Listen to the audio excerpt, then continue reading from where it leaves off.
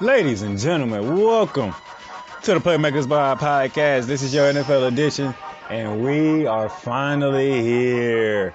Super Bowl week is here. You know me down at Playmakers Silence from Jacksonville, Florida. You know my partner Dallas Glenn over there from Pensacola, Florida. How you doing, my brother? Yeah, doing better than the other day. I think that's good for most of us right about now.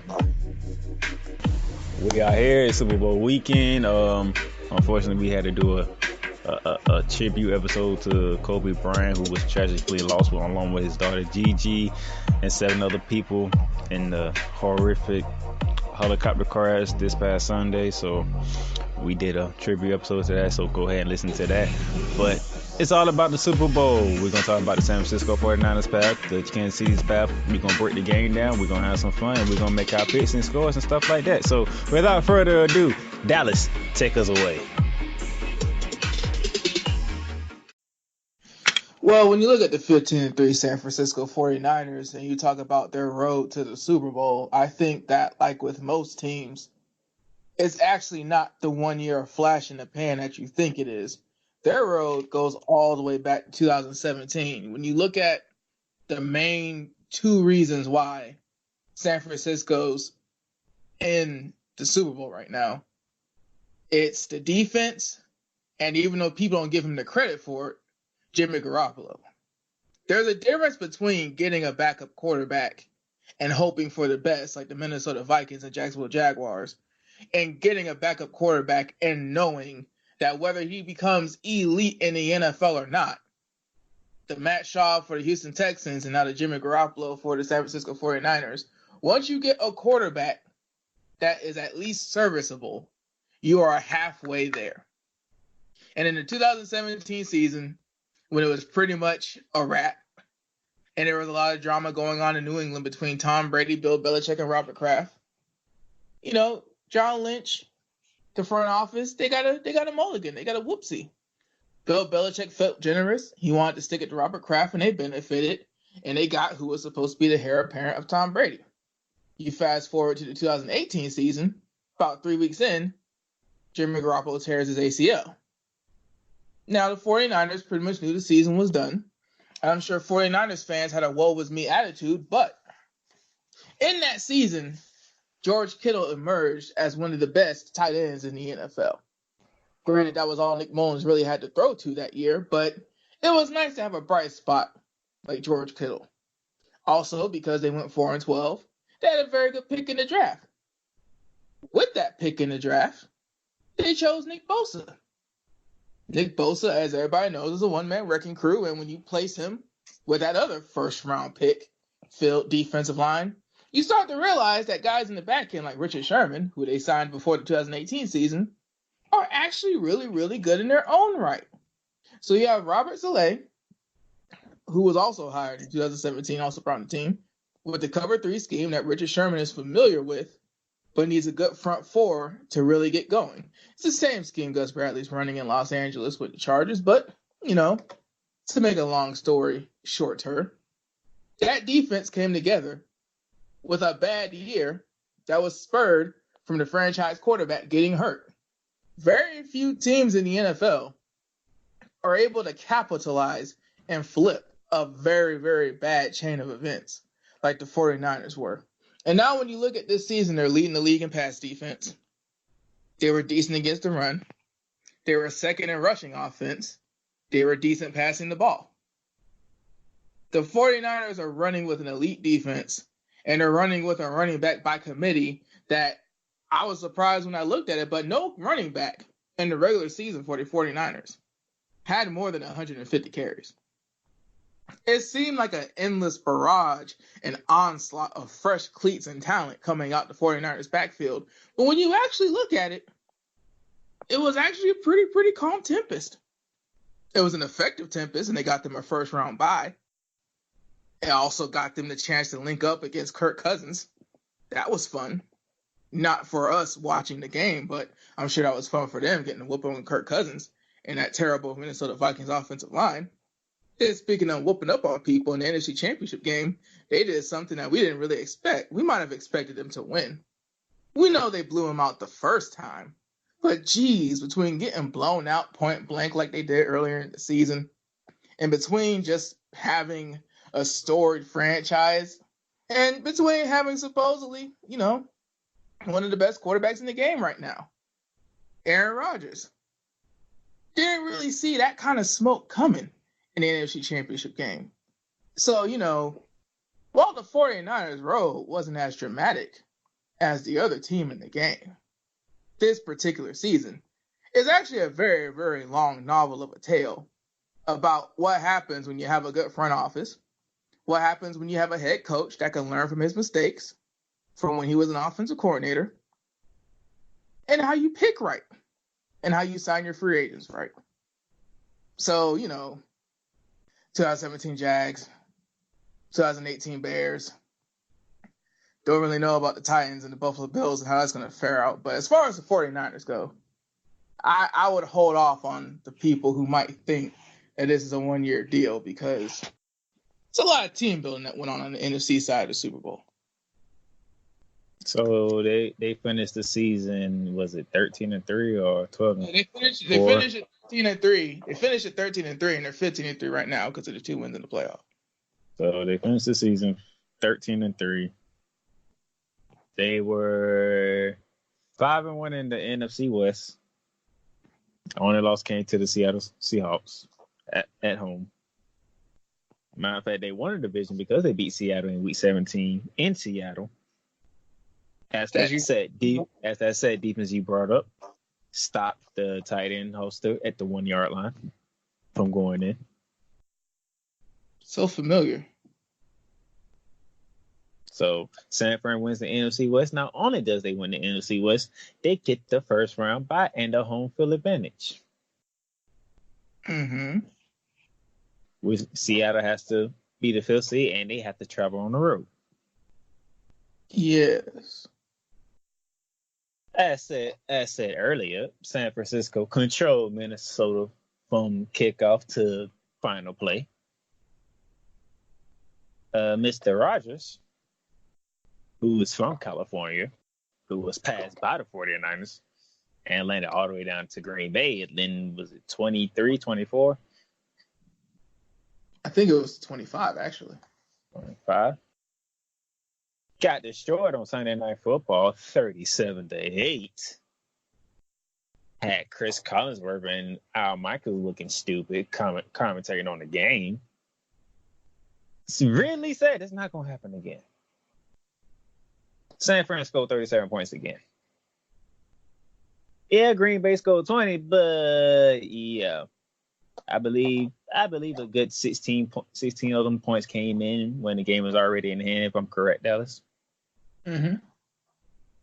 It was another beatdown. Kyle Shanahan, who's up for coach of the year. Can't argue with that, what the year he has done with this San Francisco 49ers. He's back in the Super Bowl. And when I say that, what's the first thing that comes to people's mind? I think of 28-3. Say that again? I think of 28-3. 28-3. Would that be in 2016? Houston, Texas, NRG Stadium, Atlanta Falcons, Matt Ryan, Tevin Coleman, Dante Freeman, Julio Jones, Mohamed Sanu, and the crew against let me think. It's that darn head coach up north that seems like he does everything correct. He also has a quarterback who just doesn't get hit much. By the way, they had a terrific tight end at the time, didn't they? Yeah, he was near the end of his run, but yeah, they did. Oh, it's that one slot receiver where somehow he caught the ball like a millimeter from the ball hitting the ground. Well, it's like one of the all-time most memorable Super Bowl plays. Oh yeah, the New England Patriots. 28 for 3 with 16 minutes, meaning a quarter and a few in the other quarter left in the game. They scored 25 points to send it overtime to win the game. The Falcons didn't score not another single point. Most people look at the quarterback, Mike Ryan. Who does Dallas and I look at? That guy's the head coach of the San Francisco 49ers right now. And what do these media people gonna bring up to him, Dallas? He passed the ball a lot instead of just running the clock out. So it's Super Bowl week, so it's a lot of media attention. So they're gonna ask him, what did you learn from the last time you was in the Super Bowl? You see, Kyle Shanahan, you back in the Super Bowl. Now you ain't offensive coordinator, he's the head coach now.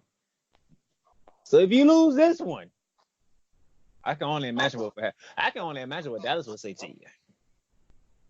Have you seen any updates on Tevin Coleman, by the way, since I brought him up? Yeah, you brought him up a lot, actually. Jesus Christ.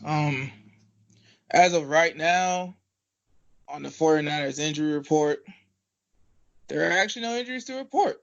So he is either going to be playing or he is going to be questionable and likely to play. Sound like they're going to have their running backs. They slew of running backs. You said no running backs for the 49ers had 150 carries. Nope. None of the three main running backs had over 150 carries. What was the yards like? Believe it or not, it's actually what you would expect from running back by committee. Nobody had 1,000 yards. The leading rusher, yardage-wise, was actually Raheem Mostert, 137 carries, 772 yards, 8 touchdowns. Touchdown number is nice, but when you think about, the running back position and the argument and paying guys and all that stuff that's about to happen over the next 2 off seasons. Yeah, leading rusher on the team has 137 carries, 772 yards. Tevin Coleman, who you brought up, who should be brought up, same number of carries, over 200, less yards, 2 less touchdowns. And Matt Breida had 123 carries for 623 yards and 1 touchdown. Damn, when you said that, it don't even sound like Mike Breida had that many carries and that many yards. Yeah, Joe Wilson, I'm trying to figure out what – I got to click on him real quick. He has 4 rushing touchdowns. Deebo Samuel has 3. That's a lot of reverses. So, yeah. In the round. Yeah, again, like I mentioned earlier, before you're arousing, support of the past information, this offense, people should not get it twisted. This offense is not somebody coming along for the ride. They had a great game against the Packers. And any football coach at any level will tell you, why are we going to have all these exotic packages? Why are we going to have all these exotic tight end motions and wide receiver unders? They can't tackle the running back. Why are we going to do all this fancy stuff when they can't tackle the running back? So, still, though, the 49ers-Packers game gives the illusion that Jimmy Garoppolo ain't really been much in that, and dude is wrong. When it's been time to step up, he stepped up. The shootout in New Orleans is a key example. Whether you want to say that New Orleans, the referees have been getting New Orleans back the entire season or not, that's up to personal opinion. I might not argue with it, but 45 points. Passing base shootout. It wasn't Oklahoma State, Oklahoma. It wasn't running backs just going up and down like a track meet. No, there was some balls being passed efficiently. It was Drew Brees versus Jimmy Garoppolo. Jimmy Garoppolo got the best. So I think the difference is going to be there's a legitimate tight end. There's a guy who used to play for the Patriots and backed up Tom Brady to a Super Bowl. There's a legit deep threat wide receiver at Emmanuel Sanders. And there are 3 running backs, and they're similar, but they're not the same. So whatever you did to stop Derrick Henry, you're going to have to switch it up because these are agile backs. And you're also going to have to play honest because there's George Kittle on play action. There's Emmanuel Sanders on play action. there's Deebo Samuel on play action. And if for whatever reason the play action ain't cutting it, bro, this is the guy that was supposed to be the heir apparent to the Patriots franchise. Are you sure? Are you sure you want to think because you stopped Derrick Henry and Ryan Tannehill that you got the keys to the Super Bowl already? The 49ers are going to be a good matchup. And what you alluded to, what I'm saying is, I wouldn't be as hard on them as I would be on a Jim Harbaugh. Because, look, when you're talking about Matt Ryan, the MVP that year, when you're talking about Julio Jones, you can't really get upset at the guy thinking I had the league MVP and the best wide receiver in football. Excuse me for thinking I might have got another deep shot or two and at least got some field goals. I'm not going to get mad if the guy who was backing up Tom Brady and was supposed to have the keys to the Patriots kingdom. I'm not going to be mad if Kyle Shanahan relies on that guy. We're going to take a break right here. And when we come back, we're going to look at the other team that's in the Super Bowl. That would be the Kansas City Chiefs. We'll be right back.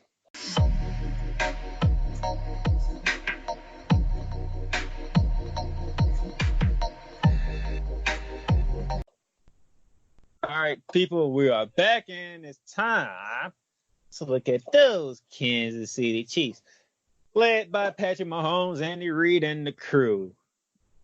As we recall last year, that was in the AFC Championship game last year against the, as we all know, Tom Brady, Bill Belichick, and the New England Patriots. They struggled in the first half, came out firing in the second half, sent the game in overtime. Tom Brady won the toss, got the ball, and the rest is history. That was last year, Dallas. Mm-hmm. Let's take a look at this year, shall we? Okay. 12-4 on the season. Swept the entire AFC West. East. Oh, well, no, actually, no, they did both. Yeah, no. Yeah, it was the West. It was the West. Swept the entire West. Swept their own division, 6-0. As including Patrick Mahomes getting hurt on a Thursday night game in Denver and backup Matt Moore, and his Chiefs still put up 30, and the Broncos only put up 6. That sounds about right. Joe Flacco led team. Key wins they had, they beat Lamar Jackson and the Baltimore Ravens at home. They went to New England and beat New England. The 4 losses that they had, home against the Indianapolis Colts, home against the Houston Texans, home against the Green Bay Packers, and on the road to Tennessee. Man. Regular season and the postseason, am I right? Yeah. Even though they lost 4 games, they were the second seed in the AFC, meaning they got a first round bye along with the Baltimore Ravens. Baltimore Ravens get kicked to the curb by the Derrick Henry train. They got kicked out of their own building. On the other side, Houston went to Kansas City for a divisional round matchup. We all know this. We all seen what happened. But just for the sake of the podcasting and setting it up, Dallas, let me revisit it one last time. Houston jumped out to a 24-0 lead, 11 minutes left in the second quarter. Dallas, they went on a 51-7 run for the rest of the game. Sounds like college basketball. They scored 28 straight to take a 4-point lead at half. 28-24. They added another 23 points until the Houston's 7th in the second half to win 51-31. For those who probably forgot, and I don't know how you'll forget, Houston was leading by 24, but they lost by 20. In that game, Patrick Mahomes threw for 321 yards, 5 touchdowns. He ran for 53 yards. Travis Kelce had 134 yards receiving on 10 catches for 3 touchdowns. Efficient. That's what happened. We get to the AFC Championship game. Oh, Dallas, here we go again. Andy Reid at home. Another conference championship game. What's going to happen? Here comes a Derrick Henry train coming through. Derrick Henry barely sniffed 60 yards. Matter of fact, this might be more impressive, Dallas, because they was down 10-0 6 minutes ago in the first quarter, right? Mm-hmm. And then with 6:40 left in the second quarter before halftime, they was down 17-7. They was down 10 points twice in the first half. You know what they did? You know what they did for the rest of the game? What? 28-7 run to beat the Tennessee Titans 35-24. It sure is nice when we finally see the quarterback that can have Andy Reid just get out the way. Matter of fact, that's what I think about it. Dallas, the Chiefs beat the Texans and the Titans. In back-to-back weeks. It just sounds so sweet. Matter of fact, ain't two of their losses came to Houston and Tennessee? Regular season to postseason, am I right?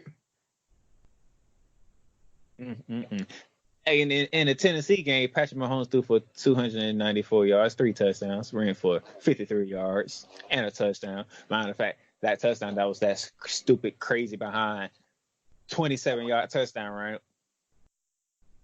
I'm going to let Dallas revisit that one. Sammy Watkins had 114 and a touchdown. Go ahead and revisit that touchdown real quick, because that was ridiculous. It was. He did a slight head fake on the linebacker that was supposed to be spying him. It's hilarious that the linebacker that was supposed to be spying him fell for the head fake, because it's not as if he's going to magically get an interception or drop back in coverage. He's the spy. He should have been watching the hips. But either way, Tennessee Titans, this is what happens. He falls for the slight head fake, and that's when Patrick Mahomes starts running up the sideline like a graceful wide receiver, then cuts inside because he realizes that he might have a lane in enough time. And he proceeds to break 3 different tackles from 3 different defensive backs. And yeah, everybody was thinking to themselves, we know he was drafted 10th overall. We know he was the MVP last year. Where was that? He wasn't doing none of that at Texas Tech. He ain't doing none of that last year. Now Patrick Mahomes could just run around and break tackles and tiptoe up the sideline and do head fakes. It's just not fair. Oh. You did a perfect segue for me, sir. Because you're speaking of not fair, right? Regular season stats, Dallas. Patrick Mahomes, 65.9 completion percentage, 4,031 yards passing, 26 touchdown passes, 5 interceptions, a quarterback rating of 78. Got it. Okay. Rushing. Damian Wilson, 498 yards, 5 touchdowns. McCoy, 465 rushing yards, 4 touchdowns. Patrick Mahomes, 218 rushing yards, 2 touchdowns. Does it sound kind of familiar? That's actually a pretty pedestrian year passing, all things considered, last year. Huh. I didn't know his numbers were that regular. Receiving, Travis Kelce, 1,229 receiving yards, 5 touchdowns. Tyreek Hill, 860 receiving yards, 7 touchdowns. Sammy Watkins, 673 yards, 3 touchdowns. Hartman, 538 receiving yards, 6 touchdowns. Man, that's crazy. It's almost as if they had the first-ranked passing defense in the league. They'd be the San Francisco 49ers. Now, let me get to the unfair. Let me finish off the unfair part that you brought up, right? Postseason numbers. Patrick Mahomes, 46 of 70, 615 passing yards, 8 touchdowns, no interceptions, or quarterback rating of 96.4. 15 carries, 106 yards, a touchdown, averaging 7.1 yard a carry. Damian Williamson, 29 carries, 92 yards, 3 touchdowns. Sammy Watkins, 9 receptions, 190, a touchdown. Travis Kelce, 13 catches, 164, 3 touchdowns. So basically what you're trying to tell me is, if this was Alex Smith or basically any other quarterback in the NFL, Andy Reid would have been Andy Reid, and the Kansas City Chiefs would not be in the Super Bowl right now. Say it however you want, but this is what we have in the Super Bowl right now. When you read off all these stats, all I think to myself is, wow, Patrick Mahomes really was the difference. Because Alex Smith had an entire season where he didn't throw a touchdown to a wide receiver. So those Sammy Watkins numbers would have disappeared. Travis Kelce's numbers probably they probably would have been worse because everybody would have realized that Alex Smith doesn't throw to the outside. So yeah, man, Patrick Mahomes. Whew, to think what everybody was saying when Andy Reid made the move from Alex Smith and decided to start that guy from Texas Tech. Man, that paid off. Not to mind you, the defense has gotten better throughout the season. Frank Clark on one side, T. Sizzles on the other side, and probably the MVP of the defense is that safety back there by the name of Tyrann Mathieu. Give credit to Chris Jones and the guys that were actually there all season. T. Sizzle got there late. He only has one sack. Yeah, Chris Jones is back. He's playing now. Yeah, like give some credit to the interior rush, man. Like, geez, just want to pick a defensive end off the litter. It's really Frank Clark is the difference, man. Because I think the Kansas City Chiefs are way too confident as far as their defense goes. I think that because they were able to have a prideful day against Derrick Henry, where all they really had to do was just play goal line and try to stop one guy the entire day. I think the difference is going to be there's a legitimate tight end. There's a guy who used to play for the Patriots and backed up Tom Brady to a Super Bowl. There's a legit deep threat wide receiver at Emmanuel Sanders. And there are 3 running backs, and they're similar, but they're not the same. So whatever you did to stop Derrick Henry, you're going to have to switch it up because these are agile backs. And you're also going to have to play honest because there's George Kittle on play action. There's Emmanuel Sanders on play action. There's Deebo Samuel on play action. And if for whatever reason the play action ain't cutting it, bro, this is the guy that was supposed to be the heir apparent to the Patriots franchise. Are you sure? Are you sure you want to think because you stopped Derrick Henry and Ryan Tannehill that you got the keys to the Super Bowl already? Frank Clark, when you get paid $100 million, Darnell, this is what you're supposed to do.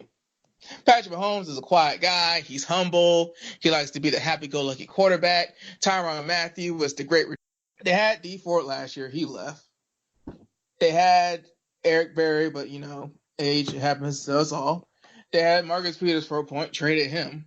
Rashad, I mean, when you really think about, when you really look at this defense, what is it? What's the piece? What can you look at? What's the mix and match? It's Frank Clark. Frank Clark made that entire defense better. Chris Jones coming back and being consistent after the breakout year he had last season. It's the $100 million man. That defense, he's the attitude. Like I was saying before in the last segment, Tyrann Mathieu, it's great. He's a Pro Bowler. I think he was all pro. But, I mean, we're not looking at Tyrann Mathieu as the attitude of the team. We're looking at him as a solid piece who we're happy that his story is having a good ending. But when we talk about the attitude, when you talk about the guy in the media, when you talk about the poster board material, when you talk about what you expect from a 90s style defensive end where it's I'm coming, but nobody cares, it's Frank Clark. It's him. We could list off all the other names we want, but it's a very good investment because 24-0, 10-0, 17-7. Well, it wasn't like the defense was looking that hot. Now, the second halves were great. The halftime adjustments were great. And unfortunately, I don't know who to give credit to. I don't want to give credit to Andy Reid because I just feel like Patrick Mahomes was just that good and just demoralizing. But, yeah. Speaking of Andy Reid, he's back in another Super Bowl. First time since 2004. Ironically, 2005, right here in Jacksonville, Florida, he took an L to that team up north where that head coach does everything correctly and that quarterback we talked about already. Just New England. Because I'm going to try to actually connect yet another New England reference to this current Super Bowl. Yeah, he's wearing different colors, but just another guy who knows the Patriot way. Just another guy who has a ring because of Coach Belichick and technically Tom Brady. You thought you got away with it. You thought if you went to a different team in the AFC, you thought that you would get away because, you either have to beat Belichick or you get lucky like this year and you don't have to play him. And then what happens? A guy who lost to Belichick and a guy who played for Belichick. Andy Reid's having a tough go at it when it comes to winning the Super Bowl. So this is gonna be interesting, man. Running backs on both sides, receivers on both sides. One quarterback is an MVP winner. The other one we waiting on. Both coaches can't beat New England. Yeah. There's a lot of dynamics we're gonna get into all these dynamics because for our last couple of segments here, we're gonna break the game down. We're gonna make our picks and scores. We're gonna have some fun. We got the the statistics and the road stuff about the Ray Dallas. I believe now we can take a break and regather ourselves and do at the real. Yay! So we're gonna take a break, and when we come back, let's have some fun.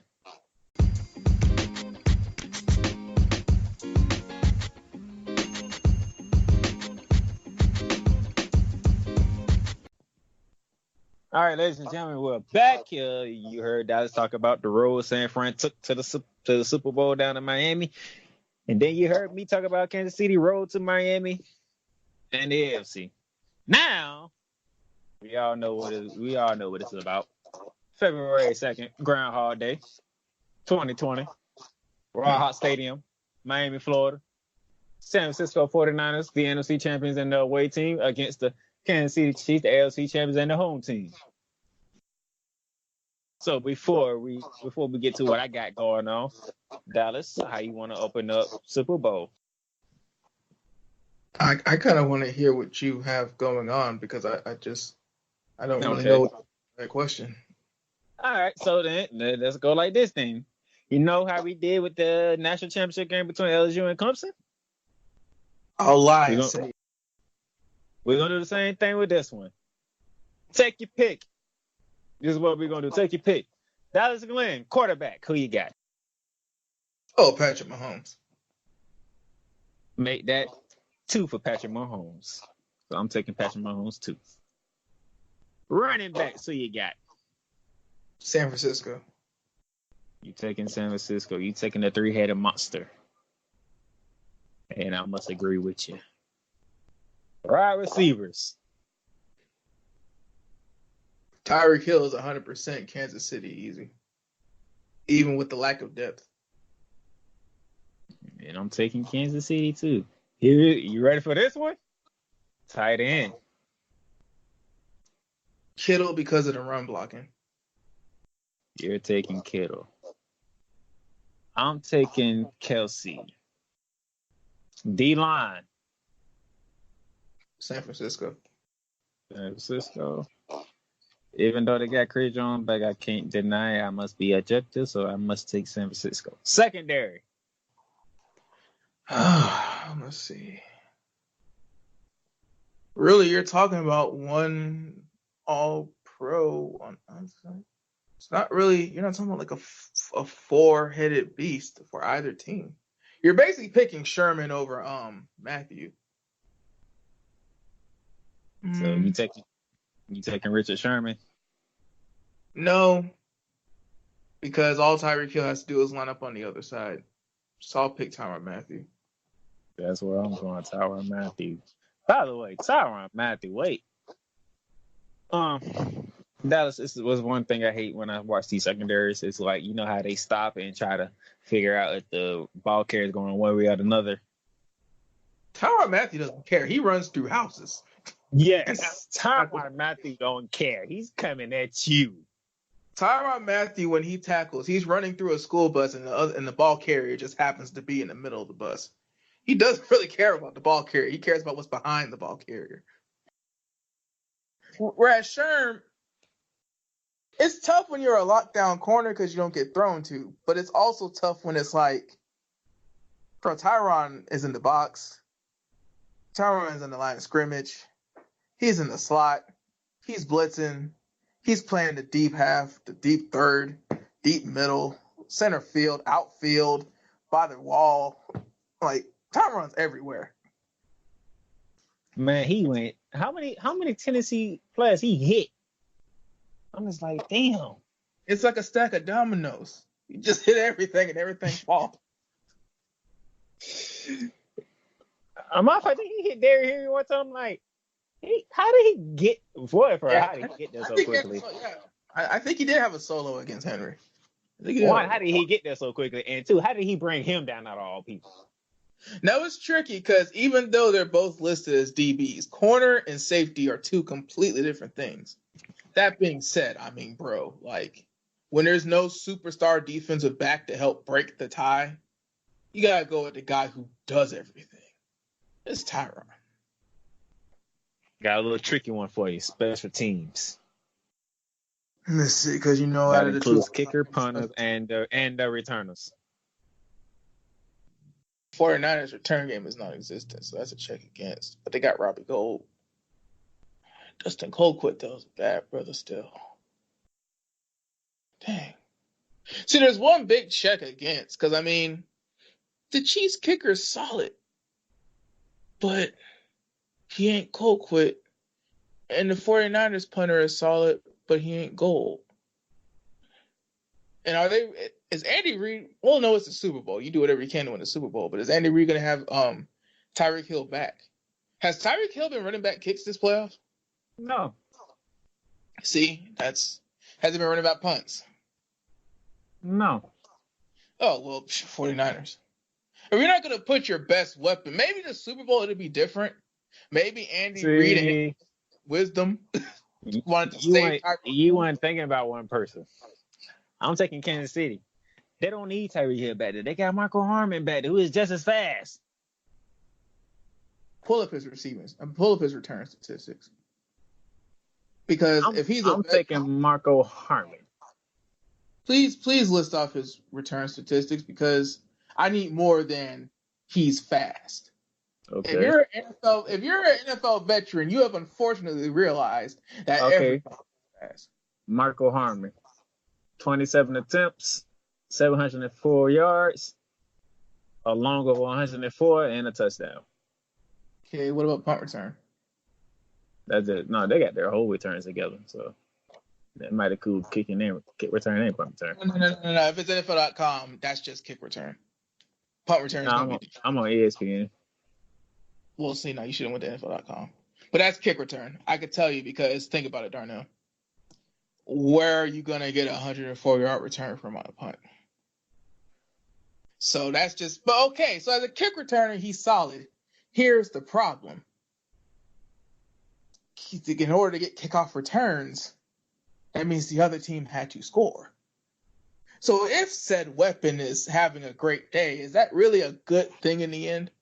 Or does that mean that Frank Clark wrote a check that he couldn't cash? Now, if Tyreek Hill is punt returning, that means that your defense got to stop. And if they got to stop in decent field position, Tyreek Hill might have a chance to bust one. It's kind of hard when you want to lean on a guy who had a long return of 104, but if you take away that return, he has 26 for 6-something and no touchdowns. That's actually, when you think about the course of an NFL season, when you think about the Kansas City Chiefs, their defense wasn't that great, so teams were kicking off. That's nice that he had a 104-yard return, but that's nothing to sway me from going with Robbie Gould in a close game in Florida in February with the game on the line. The Bears wish they had Robbie Gould. Okay, punt returns. 18 times 167. You shouldn't even have read that on the air. I mean, for punt return, it's decent, but I'm still, because, like, what's that, like, a little bit under 10 a return, like 8 point something? Yeah. Yeah, because that's trying to kick that one out of bounds. Oh, okay. Because they Okay. already felt his return specialist on the kickoff. He's like, y'all better not kick it to him. Y'all better not put it to him. Okay, yeah. Some guy's supposed to be okay. All right, Darnell. Matter of fact, that's what happened in Houston. Okay. When they got that 24 point, he took it back to midfield, and all of a sudden the Kansas City offense woke up.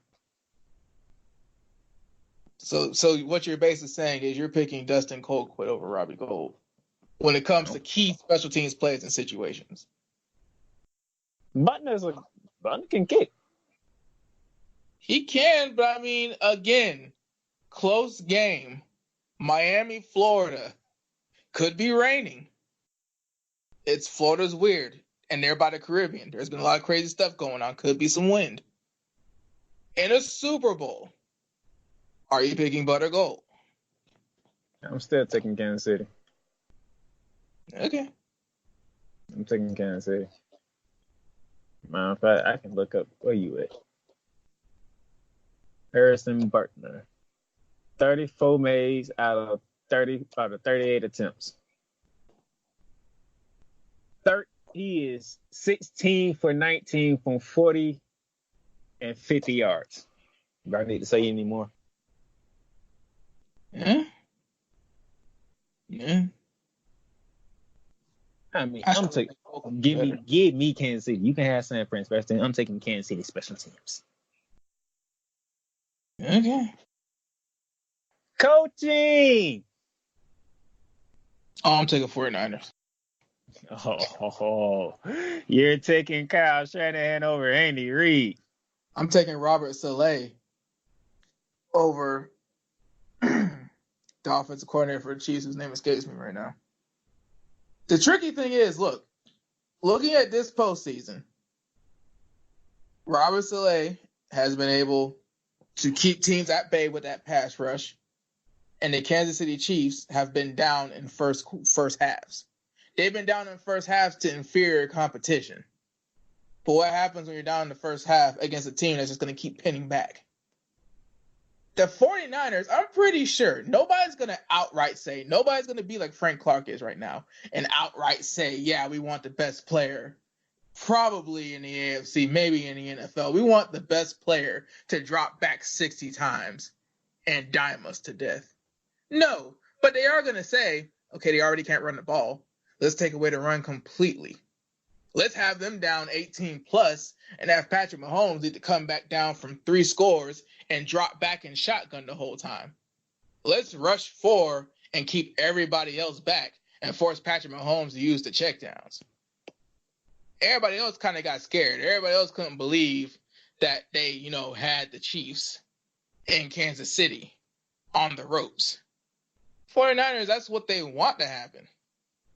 And they have a defensive coordinator who can capitalize. Hopefully, Andy Reid does not hold the sheets in the Super Bowl and lets his guy that should have a head coaching gig lined up call the plays. Because it seems like after these halftime adjustments, a.k.a. Andy Reid realizing that his game plan didn't work, it seems in the second half the play calling gets a lot more efficient. Mm-hmm. I'm taking Andy Reid. Okay. I'm taking Andy Reid. The way this offense is playing, even though you can put most of it on Patrick Mahomes, it's like an avalanche just comes. Trust me, it's Patrick Mahomes. This is the same Andy Reid. I say, even though most of it can be put on Patrick Mahomes. No, what I'm saying is it's all Patrick Mahomes because, bro, this is Andy Reid that had a lot of these same weapons with Alex Smith. And yeah, he was competitive, but he had a quarterback that refused to turn the ball over in good and bad scenarios and never got to a Super Bowl. Has Patrick Mahomes for one season, gets the AFC Championship game, losing in overtime, gets to the Super Bowl the next year. It's the same guy that had Donovan McNabb, got to 5 NFC Championship games, got to a Super Bowl, lost it. Dude had Terrell Owens playing on a broken leg and still lost. Okay. But yeah, I'm taking Andy Reid. So let's recap here. So we both took Patrick Mahomes over Jimmy G. Of course, if you don't take Patrick Mahomes over Jimmy G, you need to be judged, as Stephen A. Smith would say. We both taking the slew of San Fran running backs over the slew of Kansas City running backs. And by the way, LaShawn McCoy is in Miami with the Chiefs. He's He showed somewhere. up for me. He showed up for media day, so yes, he's there. And no, he is not injured. Wide receiver, we both taking Kansas City. You're taking George Kittle. I'm taking Travis Kelce. We both taking the D line of San Francisco. I mean, let's be for real. Like, that's pretty much the same thing with the quarterback situation. Secondary, we both taking Kansas City. You're taking San Francisco special teams. I'm taking Kansas City special teams. You're taking coaching staff of the San Francisco. I'm taking the coaching staff of Kansas City. Look pretty even across the board. Which is basically what this Super Bowl is, when people are able to take off their fantasy football blinders and actually look at things for what they are. You got one team that's basically built like the Dan Marino Dolphins. You got another team that's basically kind of sort of built like the 85 Bears. The defense drives everything in San Francisco. And basically Jimmy Garoppolo, a.k.a. Jim McMahon, just doesn't mess up the show. Meanwhile, on the other side, you let Patrick Mahomes do what he does. You build an offense that lets him throw deep. You build an offense that lets him throw often. You just don't get in his way. Sometimes you'll lose, sometimes you'll win, but a lot of the times you'll win. And a lot of times you'll look good as an OC because Patrick Mahomes will be throwing up dazzling numbers and leading the league in a lot of categories, and you'll probably get a job, which Eric Bieniemy, how you pronounce his last name, should have a job right now. It's kind of crazy that he doesn't. I think that's one thing that a lot of people agree on right now. So, all right, yeah, we're doing pretty good on time. Hey, Dallas, I wanna introduce them to a new episode that's gonna be coming next season. So, what we got coming up next season is, I think we're doing it for college football. We haven't discussed we're gonna do it for NFL. I want to do it for the Super Bowl. So, you know how much, Dallas, you love talking about coaches. So, for a quick minute, talk about the coaching matchup with Andy Reid and Kyle Shanahan. oh, you mean a segment? Okay, I was about to say episode. You mean segment? Okay. The reason why I picked Kyle Shanahan and the staff, but head coaches, I picked Kyle Shanahan over Andy Reid is there's a lot of reasons why Andy Reid doesn't have a Super Bowl yet. And when you think of addressing those reasons, and when you think of evaluating Andy Reid over time since the 2004-2005 season, it's weird because he hasn't had a Terrell Owens level receiver, but he has an elite receiver. He might have a Terrell Owens type receiver and tight end when it comes to Travis Kelce. He's had a solid quarterback. He had a quarterback that I need to look up the box scores, but he had a quarterback that won him a lot of games, just like Donovan won him a lot of games. He even decided to have a running game. He drafted Kareem Hunt. He ran the ball before they had to let him go. It's just, you look at Andy Reid, you don't know how Andy Reid is going to win this Super Bowl except finally waiting and finally getting a Patrick Mahomes. On the other hand, with Kyle Shanahan, bro, 28-3 with 16 minutes to go, you run the ball. You run the ball and you eat clock and you make Bill Belichick call timeouts and you punt and you make them dink and dunk and you play prevent and you make them take forever to score. And when they kick off, you run the ball again. Kyle Shanahan kept looking for that extra score. He kept looking for the quote unquote nail in the coffin. But this season, when he has his franchise quarterback back, this season when he doesn't have an elite running back, but a bunch of very good running backs, this season when he has a tight end and a fullback that have bought into being traditional tight ends and fullbacks, he's running the ball. He's running the ball like mad. And he has a guy who learned under Belichick and Tom Brady at quarterback, and he's still running the ball until they make him throw the ball. He has clearly learned from the thing that lost him a Super Bowl as an offensive coordinator. Now, Dan Quinn, he's still spinning his wheels. Atlanta fans and every fan of football pretty much in the Southeast region are trying to figure out why Dan Quinn still has a job right now. But hey, MVP quarterback Julio Jones, a lot of people would have did the same thing. So Kyle Shanahan has probably the best kept secret right now, Jimmy Garoppolo, because a lot of people forget the two Cardinals games. A lot of people easily forget the Saints game. But He's not going to win going tit for tat with Patrick Mahomes. He's going to win keeping Patrick Mahomes off the field.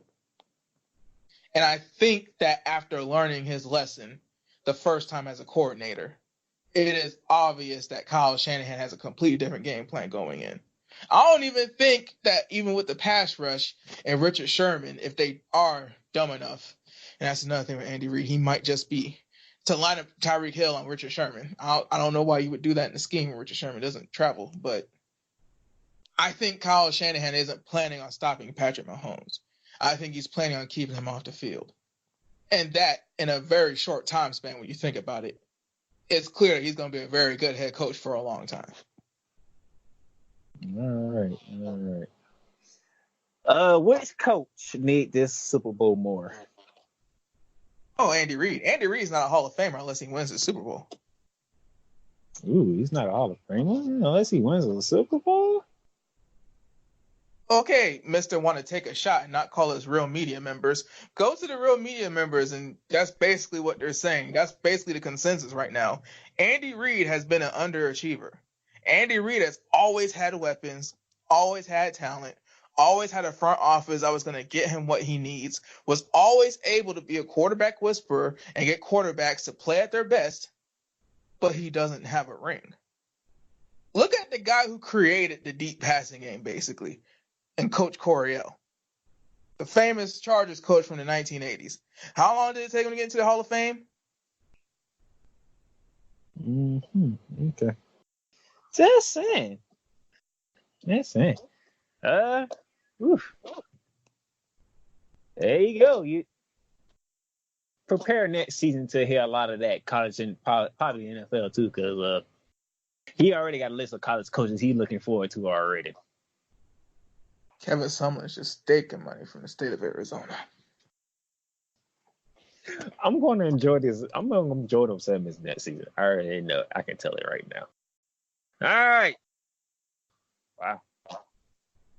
That's actually shorter than I thought it would be, to be honest. Well, there's only two teams to talk about and one game to talk about. It's kind of, it's So what happens when you try to overstructure one game? You run into a dark space of content. Nah, I ain't as I said before. I already know what we're going to do. All right, Dallas Glenn, it's time to put your feet to the fire. I need a winner, and I need a score. 49ers 31-28. He's taking the San Francisco 49ers. He said 31-28. I'm taking the Kansas City Chiefs. 34-27. Okay. My MVP is Patrick Mahomes. You got an MVP?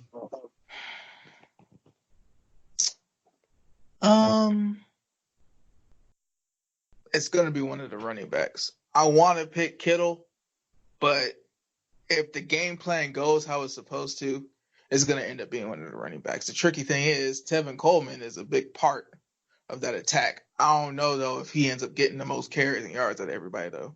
But it's going to be one of the 49ers running backs. So you're saying 49ers running backs. MVP. All right. Well, quickly, before we get out of here, Eli Manning retired. Yeah, that's a good look. That's a very good look. It was before everything, but he won 2 rings. He took a franchise all the way from Kerry Collins to transitioning to a new guy that they drafted in the top 10, and now the franchise is better than when he got it. I mean, Eli Manning, a guy from New Orleans, went to Ole Miss, did real good in the New York media. And I mean, there is no reason to go into this offseason with names like Jameis Winston and Phillip Rivers, and then the draft coming up, Tom Brady. He hasn't made his decision. There is no reason for Eli Manning to sit there and go through the dance of getting picked last for the kickball game. He's not leaving on top, but he is leaving basically with the best memory we can possibly have. Right now, probably the best quarterback in New York football history. Jesus Christ. Please correct me. Please give me somebody who's better than Joe Namath. I don't care if he's a Giant or That's not. But about right now, it. That's about it, Broadway Joe. About it. well, see, bro. Okay, so Unless you want to throw Phil Simms in there. Jesus Christ, no. So Broadway Joe is in the Hall of Fame with one Super Bowl and a losing record. The best quarterback in New York metropolitan area history has a losing record and one Super Bowl. Eli Manning is 500. And matter of fact, he played for the Jets. He didn't even play for the Giants. Exactly. So Eli Manning played for the blue blood, the one that people actually care about, won 2 rings. Both times he beat the Patriots, Tom Brady and Bill Belichick. He right now he is just as in there as Joe Namath, but Joe Namath gets more credit because he started passing the ball downfield more often in a different era, and the style and the pizzazz and the personality that a lot of athletes have now that helps them get paid. Broadway Joe had that, but I mean, there's no reason. You were in the New York media, you won 2 Super Bowls. Why? Why play for another team? Why do that? Why do the farewell tour? Don't be Paul Pierce. Nobody wants to be Paul Pierce. Oh, you find a way to throw basketball in here. Ugh. I try to. Well, since you threw basketball in here, what player is there playing in the NFL that will remind us of Kobe Bryant? Actually, it's actually Tom when you think about it. Tom has TB12.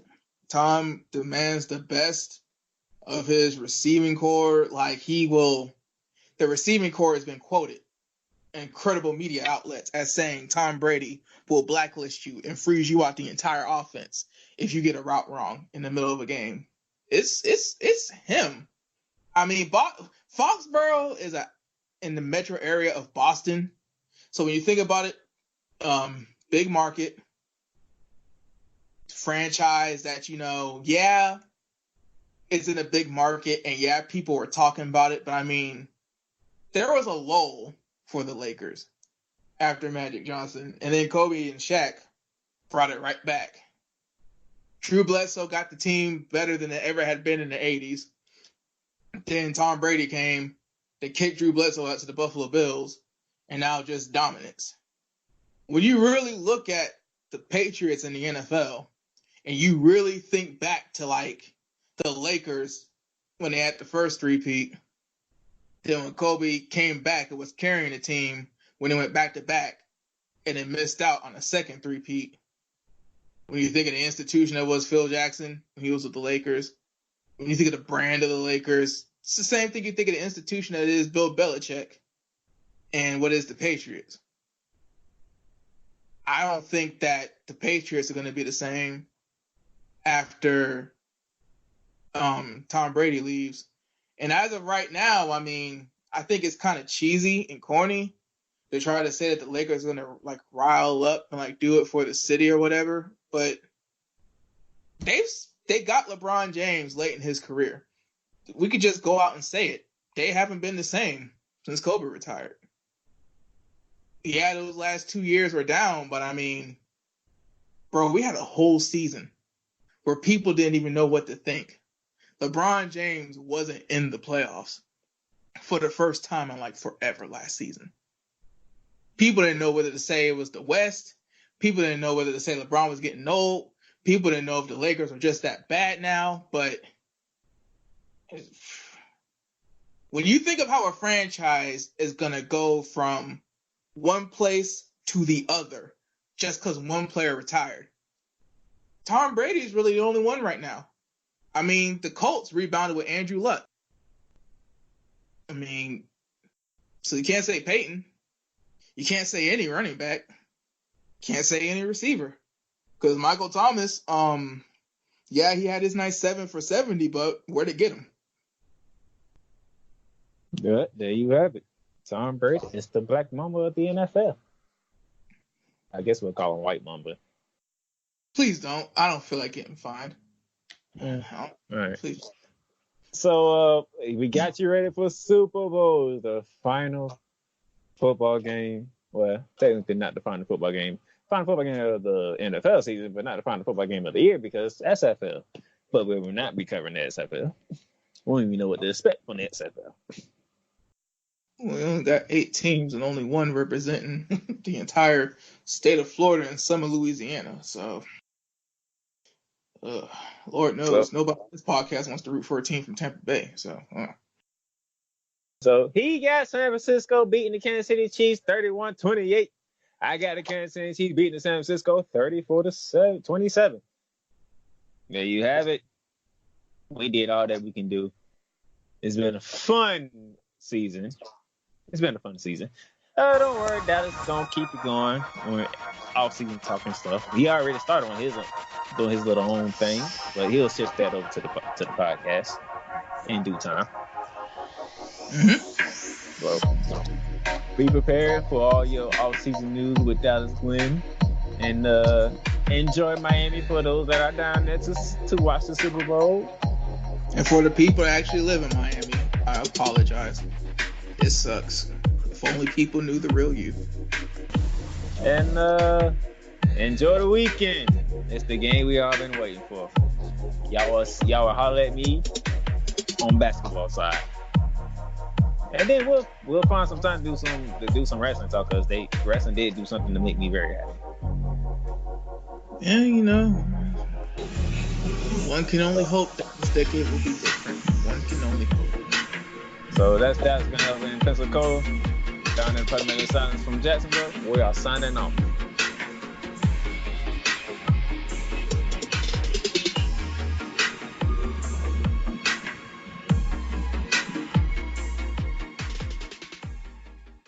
The podcast you just heard was made using Anchor. Ever thought about making your own podcast? Anchor makes it really easy for anyone to get started. It's a one-stop shop for recording, hosting, and distributing podcasts. Best of all, it's 100% free.